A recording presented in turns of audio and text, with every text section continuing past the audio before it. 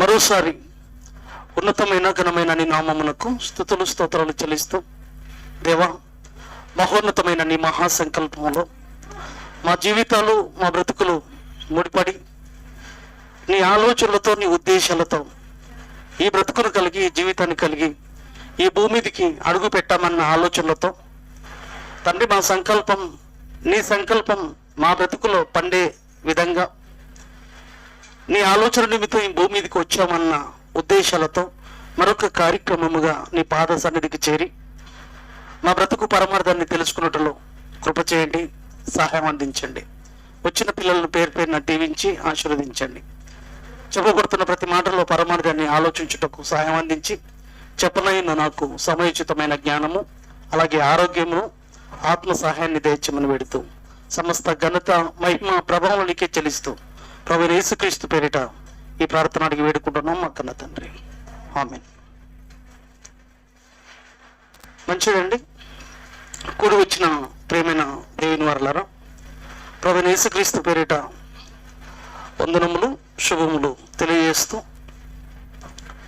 మళ్ళీ మనందరికీ ఈ అవకాశాన్ని, ఆయుష్ను, ఆరోగ్యాన్ని అనుగ్రహించి మళ్ళీ తండ్రి తన పాదచింతకు నడిపించిన విధానాన్ని బట్టి తండ్రి అయిన దేవదేవుడికి ప్రభువైన యేసుక్రీస్తు పేరిట కృతజ్ఞతాస్తుతులు చెల్లిస్తున్నాను. ప్రియులరా, మళ్ళీ మనందరికీ ఈ ధన్యత, ఈ భాగ్యం పొందుకోవడం ఒక గొప్ప అవకాశం. ఎవరికి లేని, ఎవరూ పొందుకోలేని ఈ చక్కటి అవకాశం మళ్ళీ తన యొక్క మాటల దగ్గరికి, తన యొక్క పాద సన్నిధికి చేరుకునే ఈ ధన్యత ఉంది చూశారు, ఈ భాగ్యం ఉంది చూశారు. ఇది అపురూపమైన భాగ్యంగా, ధన్యతగా భావించాలి. ఎందుకంటే ఈ స్థితిని, ఈ అవకాశాన్ని కలగలేక, పొందుకోలేక ఎంతోమంది ఈ లోకాన్ని వదిలిపెట్టిన వాళ్ళు, లేదా సమస్యలలో, ఇబ్బందుల్లో, ఇరుకుల్లో ఉన్న వాళ్ళు ఉండొచ్చు. కానీ మనకు మళ్ళీ ఈ అవకాశాన్ని ఇచ్చి మన బ్రతుకుల్లో, మన జీవితాల్లో ఉన్న లోటు, మనలో ఉన్న దేవునికి ఆయాసకరమైన బ్రతుకును, మనలో ఉన్న దేవునికి నచ్చని ఆ యొక్క ఏదైతే దేవుని ఇబ్బంది పెట్టే, దేవుని సంతోష పెట్టని బ్రతుకులు మనలో ఏవైనా ఉన్నా వాటిని తీసేసుకునే ఒక గొప్ప భాగ్యం మనందరికీ మళ్ళీ దయచేశాడు, తీసేసుకునే అవకాశం. కాబట్టి ఈరోజు కూడా చెప్పబడుతున్న ఈ మాటల యొక్క పరమార్థాన్ని జాగ్రత్తగా ఆలోచించే క్రమంలో చెప్పబడుతున్న ప్రతి మాట బ్రతుకుకు ఆపాదించుకోండి. కేవలం వినడం కాదు, బ్రతుకుకు, జీవితాలకు ఆపాదించుకోండి, అనువాదించుకోండి. దాని ప్రకారంగా బ్రతకడానికి, దాని ప్రకారంగా నిలబడడానికి మనం నడుచుకున్నప్పుడు, దాని ప్రకారంగా ముందుకు సాగగలిగినప్పుడు ఇక్కడ చేరుకున్న మనకు సార్థకత ఉంటుంది. దేవుడు సంతోషపడడమే కాదు, మనకు ఒక మహోన్నతమైన బ్రతుకును దక్కించుకునే అవకాశం ఉంది. లేదంటే వచ్చామన్న పేరు నువ్వు మిలిగించి ఏదో మనుషులకు కనబడ్డావేమో కానీ దేవుని దృష్టిలో నీ బ్రతుకు రేపు ఒక భయంకరమైన స్థితిలోనికి, శిక్షలోనికి చేయత్రారా. అవకాశాన్ని ఇచ్చిన అవకాశాలను ఉపయోగించుకోలేక, అవకాశాలను పొందుకోలేక భయంకరమైన ఆహుతి అయిపోయే ఆ నిత్య శిక్షలోనికి నేను నీవే చేయత్రారా నడిపించుకునే అవకాశం ఉంది. కాబట్టి ప్రమాదంలోనికి బ్రతుకులు వెళ్లకుండా ప్రమాదం నుంచి తప్పించుకునే ఒక అపురూపమైన అవకాశం మనందరికీ దేవుడు కలిగించాడు. అది గొప్ప భాగ్యం, అది ధన్యత. కాబట్టి ఈ అవకాశాన్ని కలిగిన మనం ఈరోజు కూడా ఒక చక్కటి విషయాన్ని ఆలోచిద్దాం, తెలుసుకుందాం. మరి ఈరోజు మనం ఆలోచించుకునే పోయే అంశం, వాక్యం సర్వలోకానికి వ్యాపించాలి. దేవుని వాక్యం సర్వలోకానికి వ్యాపించాలి. ప్రేమైన దేవుని వారలారా, దేవుని యొక్క సంకల్పం, దేవుని యొక్క ఉద్దేశాలు ఏవైతే ఉన్నావో, ఆయన ప్రణాళికను మనం చూడగలిగితే భూమి మీద 850 కోట్ల మంది తన పిల్లలు. ఈ మనుషులంతా దేవుని పిల్లలు. పిల్లలైన తన వారి చెంతకు ఈ సర్వలోకంలో వ్యాపించున్న తన పిల్లల దగ్గరికి వాక్యం వ్యాపించాలన్నది దేవుని ఉద్దేశం. పిల్లల గమనించండి, సర్వలోకానికి వాక్యం వ్యాపించకపోతే నష్టమా? సర్వలోకానికి వాక్యం వ్యాపించకపోతే మానవ సమాజానికి ప్రమాదమా? అంటే ప్రేమైన దేవుని వలన ఆ ప్రమాదం అనేది ఉంది చూశారు. వాక్యము సర్వలోకానికి వ్యాపించకపోతే వచ్చే నష్టం ఉంది చూడు, అంత ఇంత కాదు, అది భయంకరమైన ప్రమాదం ప్రేమైన దేవుని వలన. వాక్యం సర్వలోకానికి వ్యాపించకపోతే వచ్చే నష్టం అంత ఇంత కాదు. ప్రేమైన దేవుని వలన భూమి మీద సర్వలోకంలో వ్యాపించి ఉన్న మనుషులకు, ఈ ప్రపంచంలో ఉన్న మనుషులకు గాలి అన్ని ప్రాంతాలకు వ్యాపించాలి. అన్ని ప్రాంతాలకు గాలి వ్యాపించకపోతే మనుషులకు ప్రమాదమా లేదా మనుషులకు నష్టం వాటిల్లే అవకాశం ఉందా లేదా? వింటున్నారా? ఈ ప్రపంచంలో ఉన్న మనుషులకు, ఈ సర్వ ప్రపంచంలో ఉన్న మనుషులకు గాలి అనేది నలుమూలలు నలుదిక్కుల గాలి అనేది వ్యాపించకపోతే మనిషికి, సమాజానికి ప్రమాదం ఉందా? ఉంది. గాలి అనేది ప్రపంచం అంతా, మనిషి ఉన్న ప్రతి చోటికి గాలి వ్యాపించాలి. ఎందుకు? గాలి అనేది మనిషికి, చెప్పాలి, గాలి అనేది మనిషికి ప్రాణవాయువు. గాలి అనేది మనిషికి, ఫోన్ తీసేసేయండి, గాలి అనేది మనిషికి ప్రాణవాయువు. గాలి వ్యాపించలేదనుకోండి, ఊపిరాగి మనిషి ఏమైపోతాడు? చచ్చిపోతాడండి. మాట్లాడొద్దు, వినండి. గాలి అనేది వ్యాపించలేకపోతే మనిషి విలవిలలాడి, గాలి మనిషి లేకపోవడం వలన ప్రాణం కోల్పోతాడు, ప్రాణం వదిలిపెడతాడు. గాలి వ్యాపించకపోతే, మనిషి ఉండే దగ్గరికి గాలి లేదనుకోండి, మనిషి ఉండే చోటికి గాలి వెళ్ళలేదనుకోండి, మనిషి ప్రాణం పోతుంది, మనిషి చనిపోతాడు. ఇది వాస్తవం అయితే, ఇది నిజమైతే మనిషి అనే ఆత్మ, నీవు అనే ఆత్మ బ్రతకాలంటే, జీవించాలంటే మనిషి ఉన్న ప్రతి చోటికి వాక్యం ఏం కావాలనుకున్నాడు? దేవుడు వ్యాపించాలనుకున్నాడు. చూశారా ఎంత చక్కటి ఆలోచన! మనిషికి ప్రాణవాయువు గాలి ఎంత అవసరమో, మనిషి ఉండే చోటికి గాలి వెళ్ళడం ఎంత అవసరమో, మనిషి అనే వాడు ఉన్న చోటికి వాక్యం అనేది కూడా, ఈ సర్వ ప్రపంచానికి వాక్యం కూడా వ్యాపించాలన్నది దైవ చిత్తం, దేవుని యొక్క అద్భుతమైన ప్రణాళిక. ప్రేమైన దేవుని వల్ల చూసారా ఎంత బాగుంది వాక్యాన్ని పోలికతో పోల్చితే. అందుకే దేవుని ఉద్దేశాన్ని మనం చూడగలిగితే, దేవుడు చెబుతున్న విషయం చూడండి ఒకసారి. మార్క్స్ వార్త 16వ అధ్యాయము, మార్క్స్ వార్త 16వ అధ్యాయము 15వ వచనం అండి. మార్క్స్ వార్త 16వ అధ్యాయము 15వ వచనం. దేవుని ఉద్దేశాన్ని చూడండి. ఇప్పుడు దేవుని యొక్క ప్రణాళిక చూడండి, ఆయన ఎలాంటి ఆలోచనలు కలిగి ఉన్నాడు. మరియు మీరు సర్వలోకంలోకి వెళ్ళి సర్వ సృష్టికి సువార్తను ప్రకటించాలి. ఎందుకు సువార్తను సర్వలోకానికి వ్యాపింపజేయాలి? సర్వలోకానికి సువార్తను ఎందుకు వ్యాపించాలంటే మనిషికి నష్టం ఉంది, మనిషి బ్రతుకు ప్రమాదం ఉంది. గాలి మనిషికి అందకపోతే, గాలి మనిషికి వ్యాపించకపోతే, మనిషి ఉన్న చోటికి గాలి వెళ్ళకపోతే మనిషి చనిపోతాడన్నది వాస్తవం అయితే, మనిషి ఉన్న చోటికి వాక్యం వెళ్ళకపోతే మనిషి బ్రతుకు, నిండు జీవితం సర్వనాశనం కాబోతుంది. ప్రేమైన దేవుని వాళ్ళరా, గాలి మనిషిని బ్రతికించేదైతే, అది ఒక ప్రాణవాయువు అయితే, దేవుని వాక్యం కూడా మనిషిని రక్షించుటకు శక్తి కలిగినది. మనిషిని రక్షించుటకు దేవుని వాక్యము శక్తి కలిగినది. కనబడుతున్న శరీరంలో కనబడని మహాశక్తివంతమైన ఆత్మ నువ్వు చూశావు. ఈ కనబడుతున్న రూపానికి గాలి అవసరమైతే కనబడుతున్న శరీరంలో కనబడని నీవు అని ఆత్మ దాగి ఉంది చూశారు. ఆ ఆత్మకు వాక్యం వ్యాపించాలి. ఆ వాక్యము నీ దగ్గరికి చేరుకోవాలి. నీ ఆత్మను రక్షించుటకు శక్తి కలిగినది వాక్యం. చూడండి, ఇలానే పెట్టండి, యాకోబు పత్రికకు రండి, 1వ అధ్యాయం 21వ వచనంలో. యాకోబు రాసిన పత్రిక 1వ అధ్యాయము 21వ వచనం. అందుచేత సమస్త కల్మషమును విర్రవీచున్న దుష్టత్వమును మాని లోపల నాటబడి మీ ఆత్మలు ఉన్నాయి చూశారు,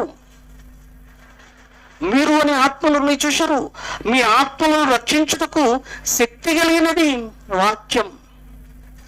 ఆ శక్తి కలిగిన వాక్యాన్ని మీరు ఆస్వాదించాలి. అది మీ బ్రతుకులలోనికి వెళ్ళాలి. గాలిని ఆస్వాదిస్తున్నాం, గాలిని పీల్చుకుంటున్నాం. గాలిని పీల్చకు, ముక్కు మూసుకో, గాలి అవసరం లేదని అంటాడు ఎవడైనా. అంటారండి, గాలి పీల్చి వద్దు, నాకు వద్దు, గాలి రోజు పీల్చి పీల్చి బోర్ వస్తుంది అంటారు. వాక్యం దగ్గరికి పిలిస్తే రోజు పెడుతున్నాడు ఏంటారు బాబు సభ, రోజు మాట్లాడుతున్నాడు ఏంటి, ఈరోజు కూడా వెళ్ళాలా, ఈరోజు కూడా గాలి పీల్చాలా? 3 నిమిషాలు మూసుకో, ముక్కు కనబడవు మరో నిమిషం తర్వాత. అరే రోజు ఏం పీల్చుతావా గాలి? మూసేసుకో ముక్కు. ముక్కు మూసుకుంటే ప్రాణం పోతుంది అన్న సంగతి తెలిసి ఈరోజు వాక్యం మనిషికి బ్రతుకుకు, నీకు గాలి ప్రాణమై అయితే నీ ఆత్మను రక్షించేది, నిన్ను బ్రతికించేది కూడా వాక్యం అన్న సంగతి బుర్రకెక్కలే అండి మనిషికి. గాలి రాకపోతే ఎంత విలవిలలాడిపోతామో, వాక్యం లేకపోతే కూడా అంత విలవిలలాడిపోయేవారు కావాలి ఈరోజు. ఆత్మ బ్రతకాలంటే వాక్యం కావాలండి. ఆత్మలను రక్షించుటకు శక్తి కలిగినది వాక్యం. అట్టి వాక్యాన్ని సాత్వికంతో మీరు ఏం చేయాలి? సాత్వికంతో మీరు దాన్ని ఉపయోగించుకోవాలి. వాక్యం దగ్గరికి పరిగెత్తుకోవాలి. ఇల్లు మూసేసి గొల్లెం పెట్టేసాం అనుకోండి, ఫ్యాన్లు బంద్ చేసాం, గొల్లెం పెట్టేసాం, కిటికీలు మూసేసేసాం, ఎప్పుడు తలుపులు తన్నుకొని బయటికి రావాలనుకుంటాం. ఎందుకు ఎందుకు ఎందుకు ఊపిరి రావట్లేదు. తీసేసేయండి డోర్లు, త్వరగా డోర్లు తీసేసేయండి త్వరగా. ఎక్కడ ఉరుకు వచ్చేస్తావు? ఎక్కడ ఉరుకు వచ్చేయడానికి ప్రయత్నం చేస్తున్నావు? చెప్పాలి. ఎక్కడ ఉరుకొచ్చడానికి ప్రయత్నం చేస్తున్నావు? ఎక్కడికి రావాలని ప్రయత్నం చేస్తున్నావు? తలుపులు బద్దలు చేసుకొని గాలి ఉన్న చోటికి. మరి వాక్యం దగ్గర కూడా అలానే రావాలి కదండి. ఏమండి, బుర్రలోకి ఎక్కుతుంది, ఆలోచించండి మీరు. వింటామండి, ఏదో చెప్పేసి వింటాం, వెళ్ళిపోతాం, కానీ మళ్ళీ బుర్రలో ఉండదండి. అది ఎంత దౌర్భాగ్యం అసలు, ఇంత చక్కగా వాక్యం వివరిస్తుంటే. చూసిన దేవుని ఉద్దేశం ఎంత గొప్పదండి అసలు. వాక్యం వ్యాపించాలని, అయినా వాక్యం వ్యాపించాలి. వాక్యం వ్యాపించకపోతే ప్రమాదం బిడ్డ. మీ ఆత్మను రక్షించుటకు శక్తి కలిగినది కాబట్టి శక్తి కలిగిన ఈ వాక్యము ఏమంటాడు చూడండి. మళ్ళీ 16కి రండి, మార్కు సువార్తకు రండి. శక్తి కలిగినది కాబట్టి, మన ఆత్మను రక్షించుటకు శక్తి కలిగినది కాబట్టి ఇటువంటి వాక్యము సర్వలోకంలోకి వెళ్ళి సర్వసృష్టికి సువార్తను ప్రకటించండి.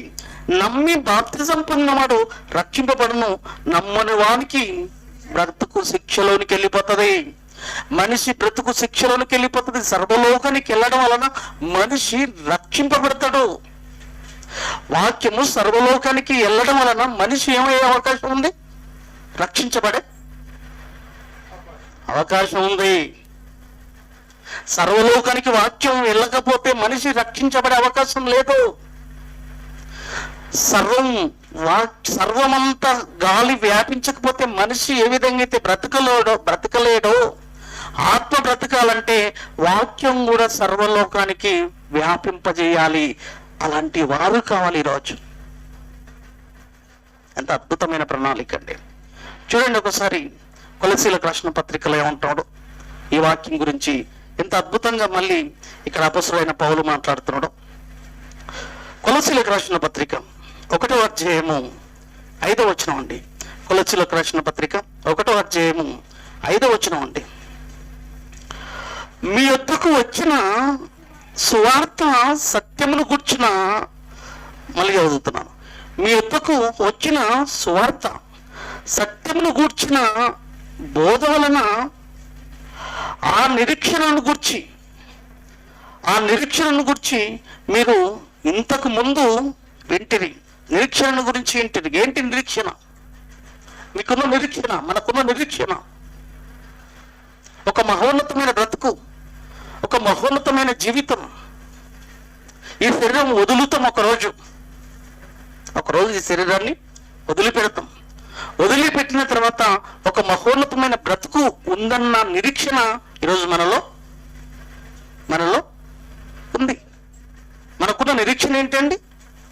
ఈ బ్రతుకు తర్వాత ఒక మహోన్నతమైన జీవితం ఉంది, ఒక మహోన్నతమైన బ్రతుకు ఉందన్న నిరీక్షణతో మనం ఎదురు చూస్తున్నాం. అదే కదా ఇక్కడ జరుగుతున్నది. ఈ సువార్త, మీ వద్దకు వచ్చిన సువార్త సత్యమును గురించిన బోధ వలన ఆ నిరీక్షణ గురించి మీరు ఇంతకు ముందు వింటిరి. అది ఒక మహోన్నతమైన బ్రతుకు గురించి, మహోన్నతమైన జీవితం గురించి మీకు నిరీక్షణను కలిగించింది ఈ మాటలు. అయితే 6వ వచనంలో ఈ సువార్త సర్వలోకములో ఫలించుచు వ్యాపించుచున్నట్టుగా మీరు దేవుని కృపను గురించి విని సత్యముగా గ్రహించిన నాట నుండి మీలో సత్యము ఫలించుచు వ్యాపించుచున్నది. చూసారా? మీ దగ్గరికి ఎప్పుడైతే వాక్యం వచ్చిందో, సువార్త వచ్చిన తర్వాత మీలో ఆ వాక్యం మీ దగ్గరికి వచ్చేసిన తర్వాత ఆ వాక్యాన్ని ఆస్వాదించుకున్న మీరు, ఆ వాక్యాన్ని పొందుకున్న మీరు, మీలో ఫలం ఫలించాలి మీ బ్రతుకులు అంటున్నాడండి.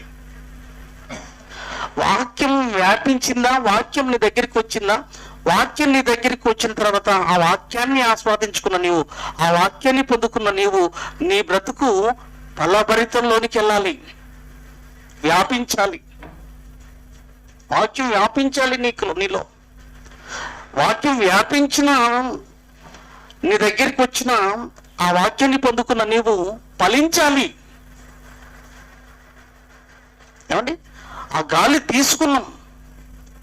తీసుకున్న తర్వాత మనం ఏమవుతున్నాం? ఆ గాలిని తీసుకున్న తర్వాత బ్రతుకుతున్నాం, ప్రాణవాయువుని పీల్చుకోవడం వలన మనం ఏమవుతున్నాం? బ్రతుకుతున్నాం.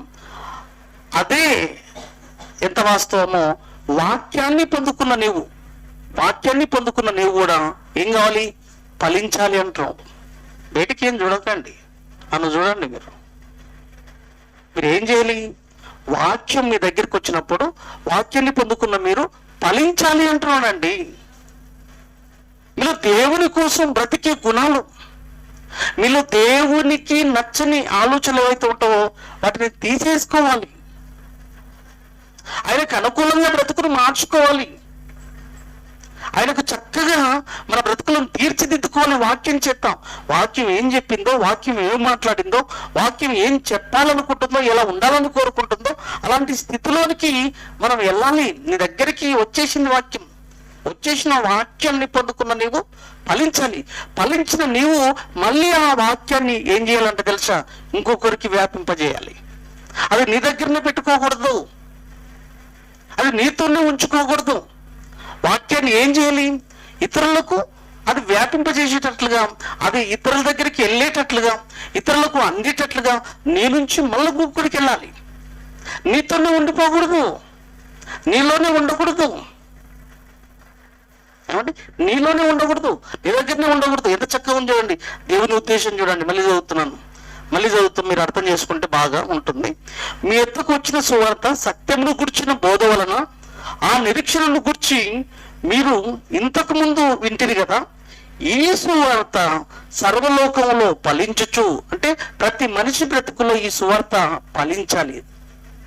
సర్వలోకంలోనికి వెళ్ళిన మనిషి దగ్గర అదేం చేయలే, మనిషిని ఫలింపజేస్తుంది. దానికి అనుకూలంగా బ్రతుకును మార్చుకోవాలి. ఫలించుచు వ్యాపించుచున్నట్టుగా మీరు దేవుని కృపను గురించి విని సత్యమును గ్రహించిన గ్రహించిన నాట నుండి మీలో సహితము ఫలించుచు వ్యాపించుచున్నది మీ ద్వారా అంటున్నాడు ఇక్కడ. మీతోనే ఉండిపోలేదు, మీ నుంచి మీరు ఫలించిన ఆ వాక్యాన్ని మళ్ళీ ఇతరులకు ఏం చేస్తున్న దాన్ని వ్యాపింప చేస్తున్నాం మనం. నువ్వు ఫలించాలి, ఫలించిన తర్వాత ఆ వాక్యాన్ని ఏం చేయాలి, మళ్ళీ ఇతరులకు దాన్ని చేరవేయాలి. ఏమండి, ఆలోచించండి. ఎవరికి ఉంది ఆలోచన? ఇప్పుడు ఒక భయంకరమైన పరిస్థితి, ఏదైనా ఒక రోగం లేదా బాగా దాహం వేసింది, నలుగురు దాహంతో ఉన్నాం, ఒక బాటిల్లోనే ఉంది వాటర్. ఎంతంటే ప్రాణం పోయేంత పరిస్థితి ఉంది. ఒక బాటిల్లో వాటర్ ఉంది, నువ్వు కొద్దిగా తాగిన తర్వాత ఆ నీరు ఇంకొకరికి వానికి అందియాలి, వాడేం చేయాలి, ఇంకొకరికి అందియాలి, వాడు ఇంకొకరికి అందియాలి, నలుగురు ప్రాణాలు కాపాడుకోవాలి. అది ఎంత వాస్తవం, అంతకంటే ప్రాముఖ్యమైనదండి దేవుని వాక్యం. నీవు కాపాడబడాలి, నీవు రాబోయే ఉగ్రతను, రాబోయే ప్రమాదాన్ని తప్పించుకున్న నీవు పక్కవాడికి కూడా భయంకరమైన ప్రమాదం ఉంది, మనకు ఒక మహోన్నతమైన జీవితం ఉంది. ఆ జీవితంలోనికి మనం వెళ్ళాలంటే ఇదో ఈ వాక్యాన్ని నీవు ఆస్వాదించుకో. ఆ వాక్యాన్ని అతనికి చేరవేసి నీ బ్రతుకును, నీ జీవితాన్ని ఒక పాఠంగా పెట్టి, వాని ముందర ఒక పాఠంగా పెట్టి, దేవుని వాక్యం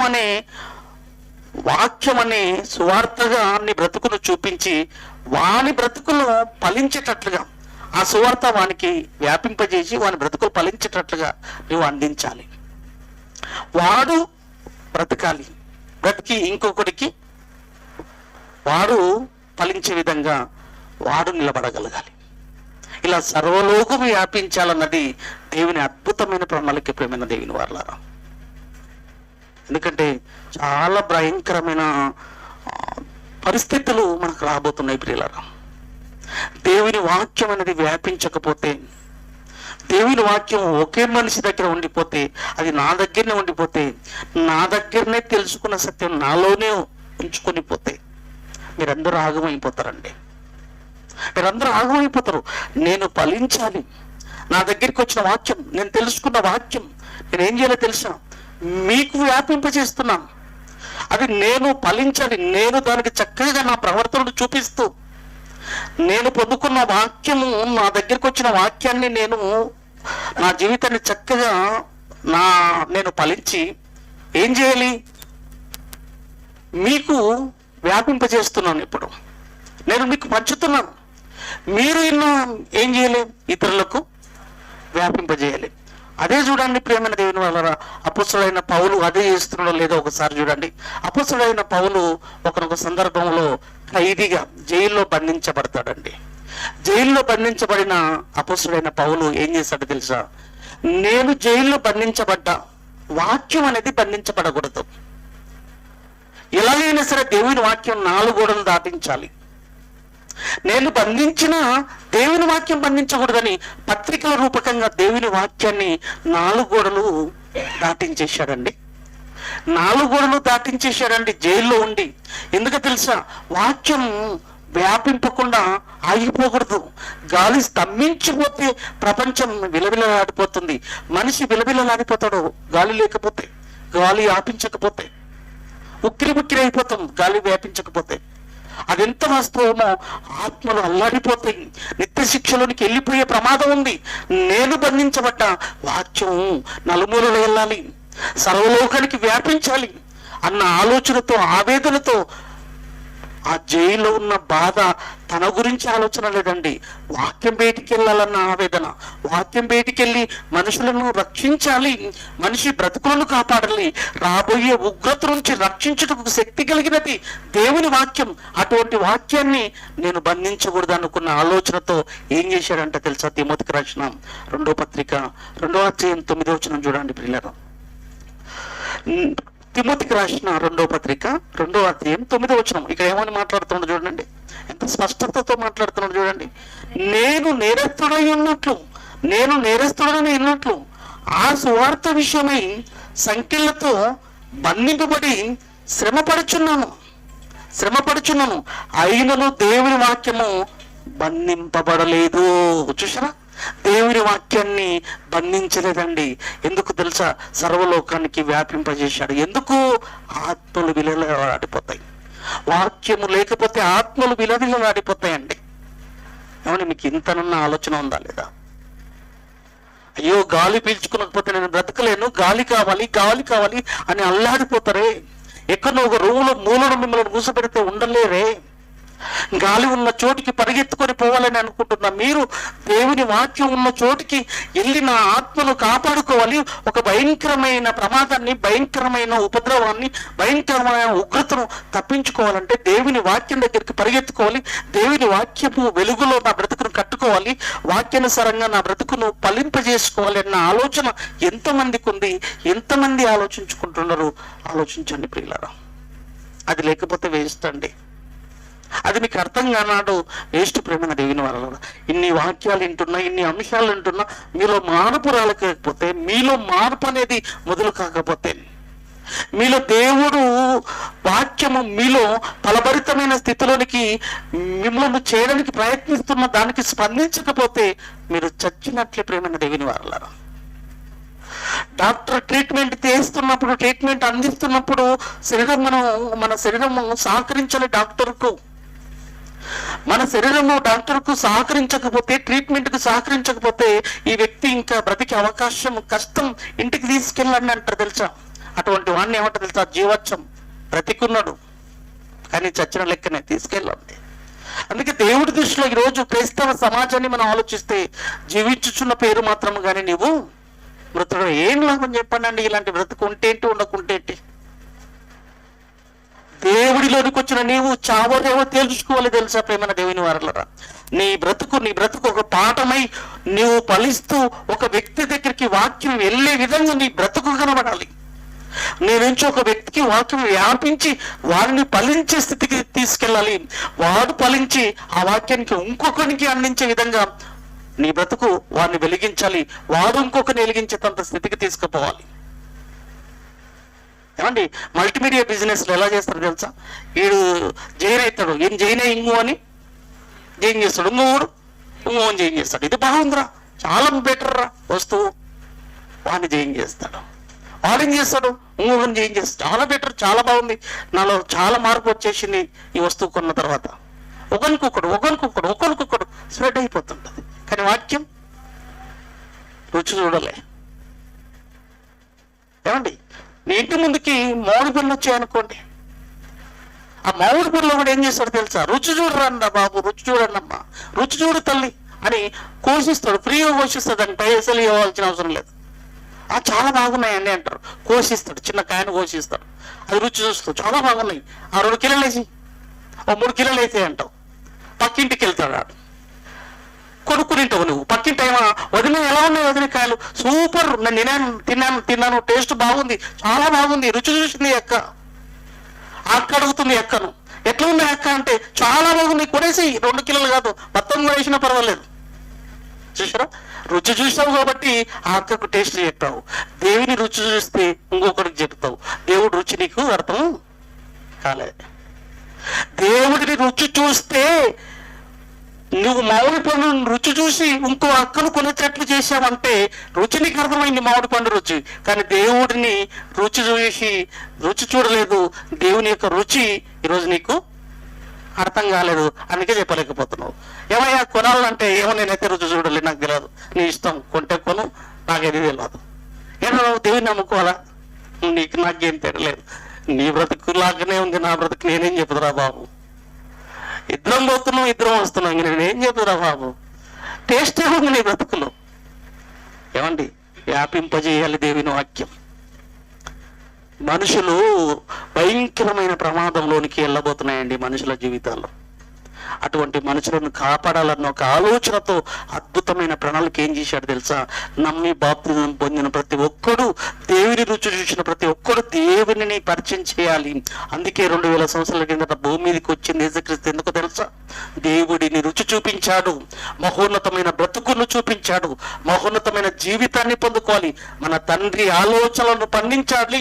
ఆ తండ్రి పిల్లలు మనం అంతని తన బ్రతుకుని పనంగా పెట్టి, తన బ్రతుకునే మనందరికీ మాదిరిగా పెట్టి, మనం అందరం ఆయనలా బ్రతికే విధంగా ఆయన బ్రతుకును సాదృశ్యంగా పెట్టి వెళ్ళాడండి.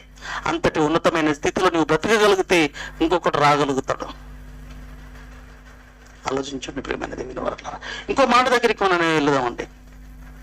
ఏంది ఇక్కడ వచ్చేసాం?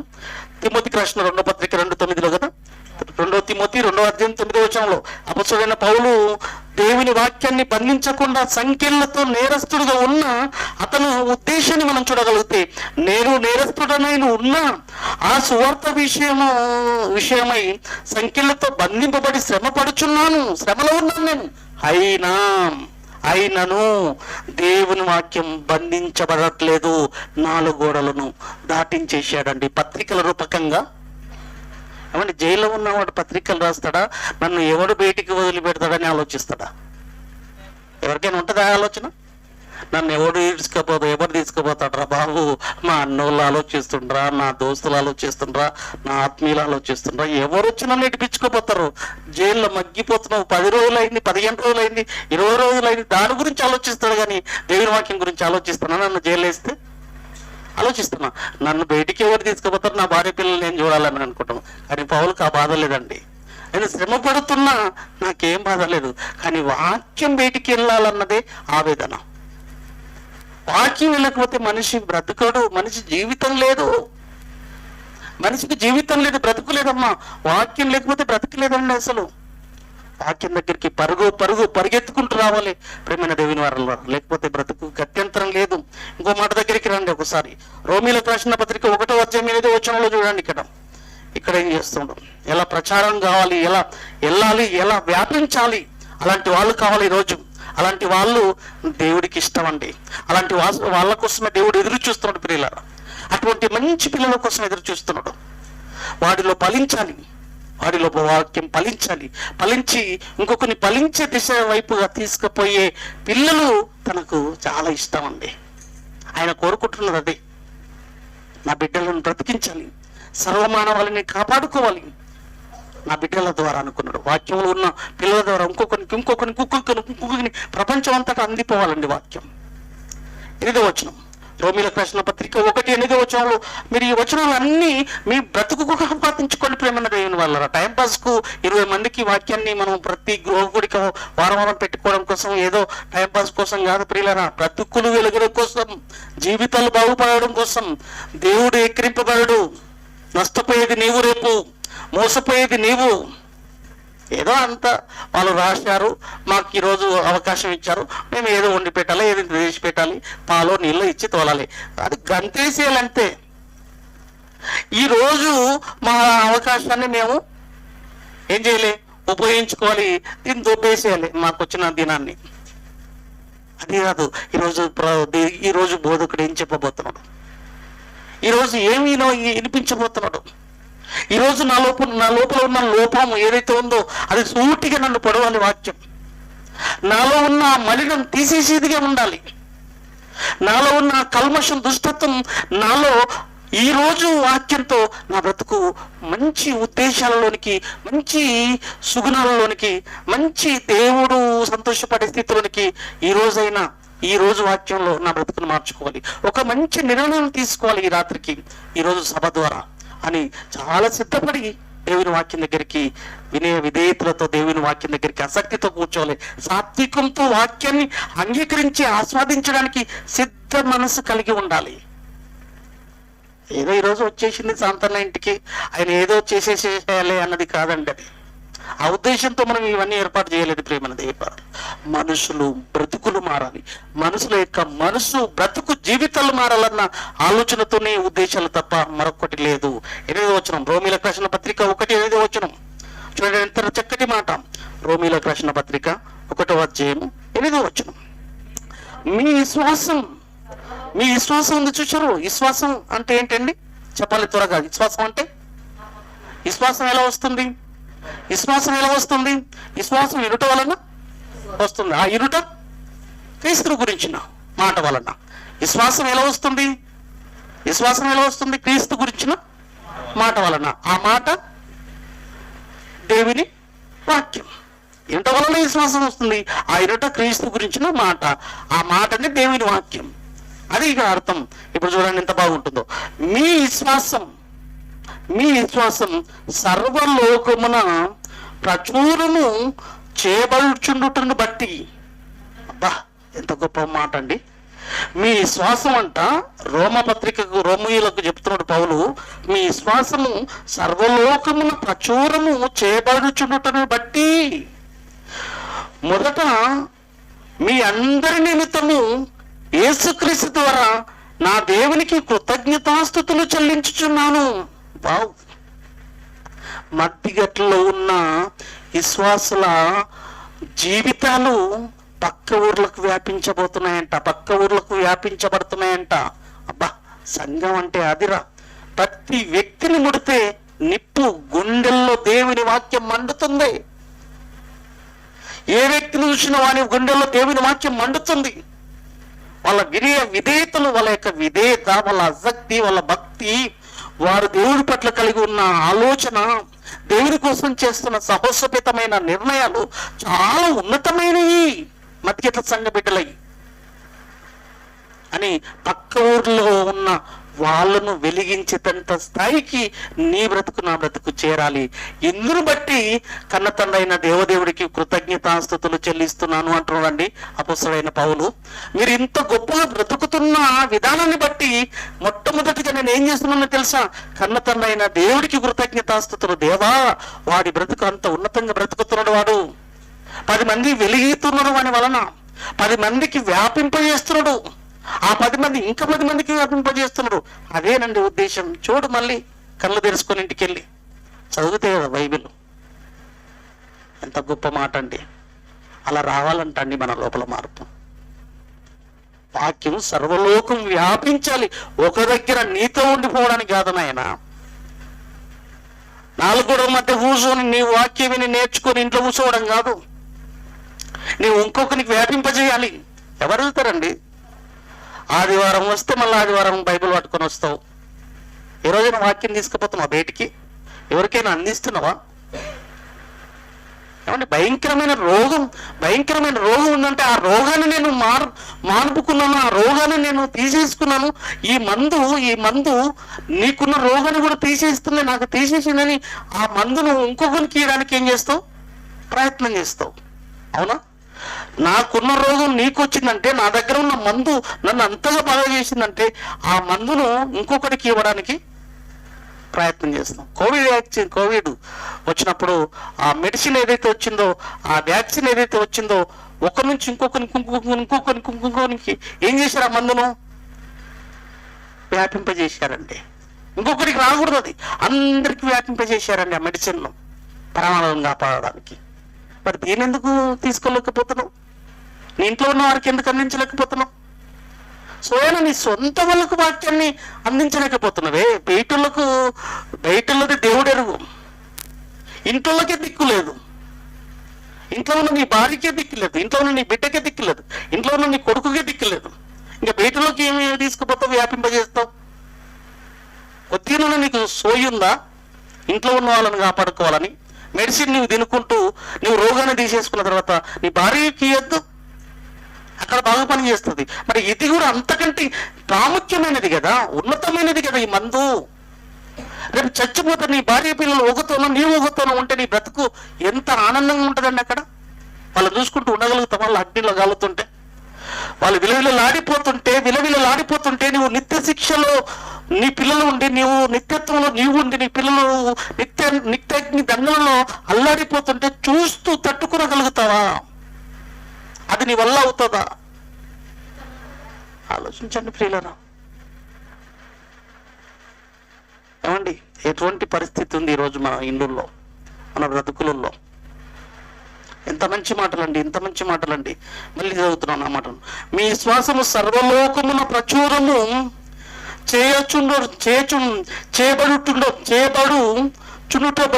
చేయబడుచుండుటను బట్టి మొదట మీ అందరి నిమిత్తము యేసుక్రీస్తు ద్వారా నా దేవునికి కృతజ్ఞతాస్తుతులు చెల్లించుచున్నాను. ఎంత గొప్ప మాట అండి. కాబట్టి ప్రియమైన దేవుని వారలారా, దేవుని వాక్యానికి మనం వినండి, నన్ను చూడండి, దేవుని వాక్యానికి మనం అందరము వాహకాలుగా తయారు కావాలండి. వాహకాలుగా అంటే మనం అందరం దేవుని వాక్యానికి వాహకాలుగా కావాలి. వాహకాలు అంటే తెలుసా? వాహకాలు అంటే తెలుసా? వాహనాలుగా 108 ఎలా అయితే పరిగెత్తుకుంటూ పోతుందో ప్రమాదం జరిగిన చోటికి, ప్రమాదం ఉన్న చోటికి వాక్యం 108 ఏ విధంగా అయితే పరిగెత్తుకుంటూ వెళ్ళిపోతుందో, మనం కూడా దేవుని వాక్యాన్ని చేతబట్టుకునే వాహకాలుగా లోకంలోనికి ఏం కావాలి? వెళ్ళిపోవాలి. ఎవరున్నారు వాహకాలుగా? దేవుడు కోరుకున్న ఆలోచన అదండి. 108 ఎక్కడ ప్రమాదం జరిగిందో పరిగెత్తుకుంటూ వెళ్ళిపోతుంది, వేగంగా పరిగెత్తుకుంటూ వెళ్ళిపోతుంది. ఎందుకు అంబులెన్స్ వేగంగా పరిగెత్తుకుంటూ వెళ్ళిపోతుంది?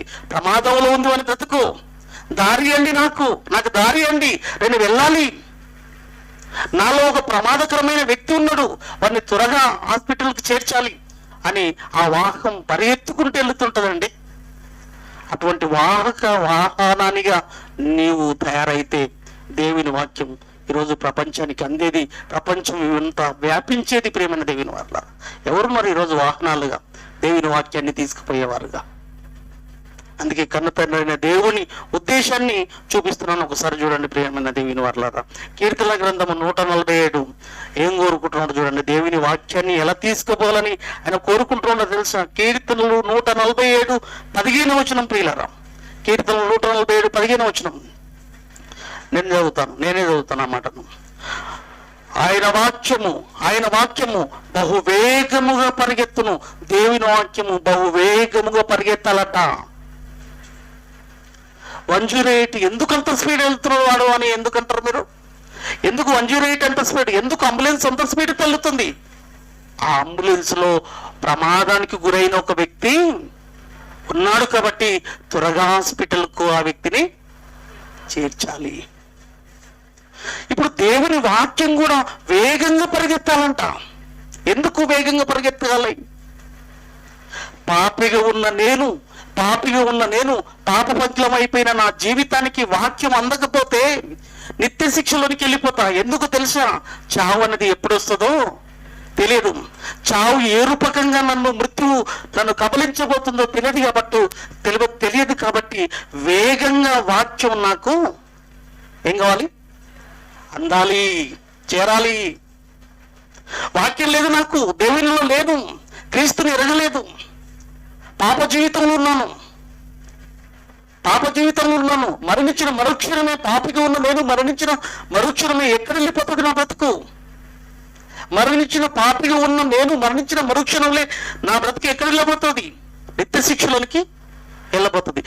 శిక్షలోనికి వెళ్ళబోతున్న నా బ్రతుకును కాపాడడానికి వేగంగా వాక్యం నా దగ్గరికి చేరాలి. ఎంతమంది ఉన్నారు మన కళ్ళమంతా?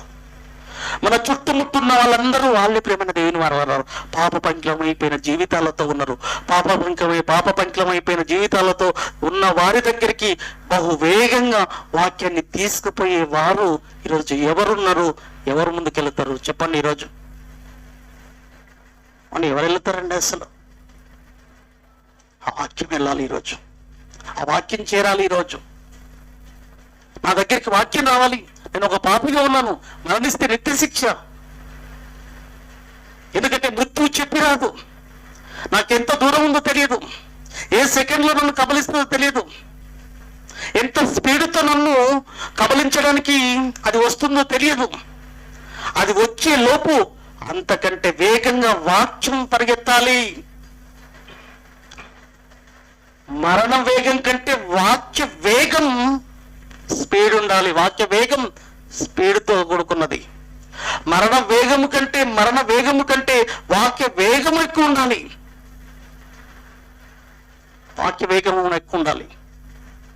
ఏమంటే ఒక నెలకు వస్తుందా, 2 నెలలకు వస్తుందా, 3 నెలలకు వస్తుందా? ఏమంటే ఎవరికి తెలుసు? ఇప్పుడు ఆగిపోవచ్చు నేను. నాకు వాక్యం లేదే, చస్తే ఏమైపోతా నేను? మీకు లేదా ఆలోచన? మీ దగ్గర పెట్టాడు కదా వాక్యాన్ని, మెడిసిన్ మీ దగ్గర ఉంది కదా, ఇది ఎందుకు అందజేయలేకపోతున్నారు? ఎందుకు వ్యాపింపజేయలేకపోతున్నారు? ఎందుకు నాకు అందించలేకపోతున్నారు?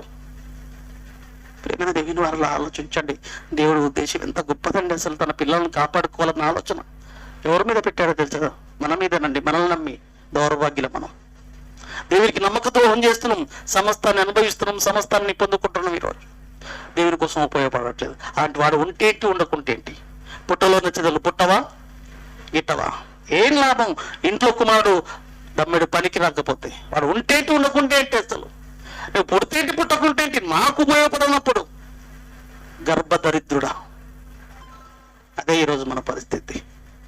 ఏంటండి అసలు? ఒక క్రైస్తవుని పరిస్థితి అదేనా? ఒక క్రైస్తవుడు నిమ్మలంగా ఇంట్లో కూర్చునే పరిస్థితేనా అసలు? ఒక క్రైస్తవుడు ఆనందంగా ఉండే పనేనా? చావు బ్రతుకులో ఉన్న సమాజాన్ని కాపాడడానికి ఎంత ఊపిరాడని పనితో పరిగెత్తుకొని పోవాలండి ఈరోజు. ఏ రూపకంగానైనా నీకు ఏది నడిచి వెళ్తావా, బైక్ మీద వెళ్తావా, కారు మీద వెళ్తావా, విమానం మీద వెళ్తావా, ఏ విధంగానైనా వాడిని ముట్టడి చేయాలి. తొందరగా వాక్యం ఇచ్చేసి వాక్యం ఇచ్చేసేవానికి బ్రతికిపోతాడు, కాపాడేసేస్తాం. అదండి దేవుని ఆలోచన. చూడండి, ఒక మాట ముగించుకుందాం. కీర్తన 107:20. ఈ వాక్యం ఏం చేయబోతుందో మనం చెప్పుకుంటూ వచ్చాం కదా. ఈ వాక్యాన్ని ఇంత వేగంగా ఎందుకు తీసుకుపోవాలనుకుంటుంటో తెలుసా దేవుడు? చూడండి, 107 కీర్తన గ్రంథం, కీర్తన 107:20 అండి. 107 కీర్తనలు 20 ఆయన తన వాక్కును పంపి పాప పంకిలమైపోయిన జీవితాలను, పాపులుగా ఉన్న వారిని, పాప పంకిలమైపోయిన వారిని, రోగగ్రస్తులై ఏ రోగం, మరణానికి సిద్ధపడ్డ వాళ్ళు, ఏ మరణం, అగ్నిగుండానికి సిద్ధపడ్డ వాళ్ళు, నిత్య శిక్షకు సిద్ధపడిన వారిని బాగు చేస్తాడు. బాగు చేస్తుంది ఆ వాక్యము. ఆయన తన వాక్కును పంపి వారిని బాగు చేసెను. వారు పడిన గుంటలో నుండి ఆ దేవుడు వారు పడిన గుంటలో నుండి వారిని విడిపించే అవకాశం ఉంది. నిత్య శిక్షలోనికి పడే బ్రతుకులను కాపాడే అవకాశం కలిగినది, శక్తి కలిగినది ఉంది అంటే ఈ ప్రపంచంలో దేవుని వాక్యం ఒకటి మాత్రమే. ప్రేమైన దేవుని వారలారా, మరొకట్లేదు. అందుకే తన వాక్కును నీ ద్వారా, నా ద్వారా పంపించాలనుకున్నాడు. ఈరోజు నేను కొత్తకోట నుంచి ఇక్కడ రావడానికి కారణం ఏంటో తెలుసా? గుంతలో పడడానికి, భయంకరమైన ఉగ్రతలో పడడానికి, భయంకరమైన పాపపు ఇష్టమైన ఆలోచనలతో దేవుని కోసం బ్రతుకుతున్నామన్న పేరు మాత్రమే, జీవించుచున్న పేరు మాత్రమే, మృతులుగా ఉన్న స్థితిలో ఉన్న మీకు వాక్యాన్ని అందించి, మీ నుంచి ఇంకా నలుగురికి అందించి, ఆ నలుగురు ఇంకా నలుగురికి అందించి వ్యాపింపజేయడం కోసం నన్ను పంపించాడు దేవుడు అండి. కానీ మీరు అనుకుంటున్నారు ఈరోజు ఈ ఇంటికాడ, రేపెవరు నరసింహ, చంద్రయ్య, ఎల్లుండెవరు, ఇలా దేలాడుకుంటామండి. ఇదే మనం ఆలోచన. కానీ జరిగే సభల వెనకాల దేవుని ఆవేదన ఏంటో తెలుసా? మీరు మారండారా అని దేవుడు కోరుకుంటే ఎవరింటికాడ ఉంది నెక్స్ట్? వంతులు. అమ్మ నాన్నల వంతుల మీద ఏ విధంగా అయితే చెబుతామో వంతులు వాక్యం కూడా అన్నట్లయింది ఈరోజు. ఒకవేళ వంతుల రూపకంగా పెట్టుకున్న బ్రతుకులు మార్చుకోకపోతే లాభం లేదు కదండి. బ్రతుకులు మారకపోతే లాభం ఏంటండి? ఈరోజు వీడికి వచ్చింది వాక్యం. ఇంత కష్టపడి వీళ్ళు భోజనాలు ఏర్పాటు చేసుకొని ఇంత చక్కటి వాక్యం వీళ్ళ ఇంట్లో వినపడ్డదంటే ఈ వాక్యం, ప్రేమైన దేవుని వారలారా ఆలోచించండి ప్రియులారా. ఇంత చక్కటి వాక్యం మీకు వినిపించబడిందంటే మీ దగ్గరికి వచ్చిన వాక్యాన్ని మీరు ఫలించాలి. మీరు బహుగా ఫలించటం వలన నా తండ్రి మహిమపరచబడును అంటాడు రోమిలకు. యోహాను సువార్త 15:8 యేసుక్రీస్తు ప్రభువు వారు, మీరు బహుగా ఫలించటం వలన నా తండ్రి మహిమపరచబడతాడు.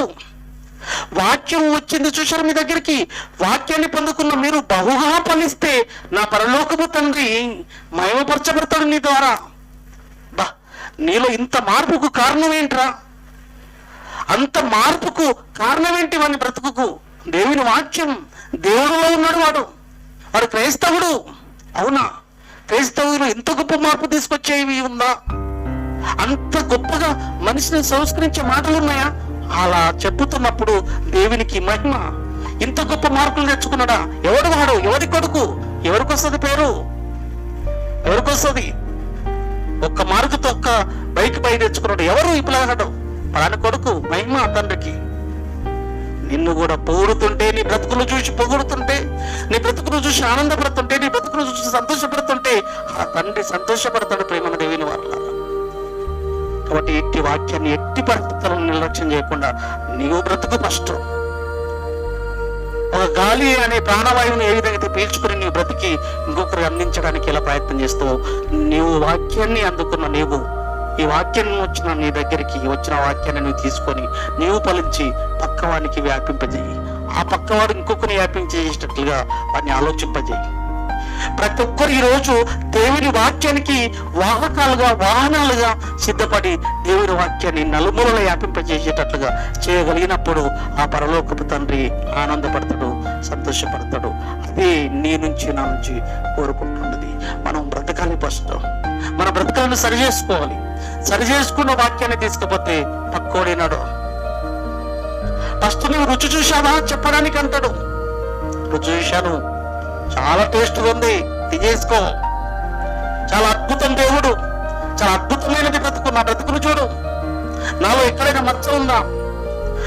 నాలో ఎవడైనా మీలో పాపము చూపించగలరా? ఆనాడు ఉన్న సమాజానికి యేసుక్రీస్తు చేసిన సవాలేంటో తెలుసా? నాలో పాపం ఉందని మీలో ఎవడైనాను నిరూపించగలిగే సత్తా ఉండే మగాడు ఎవడైనా ఉన్నాడు అన్నాడు.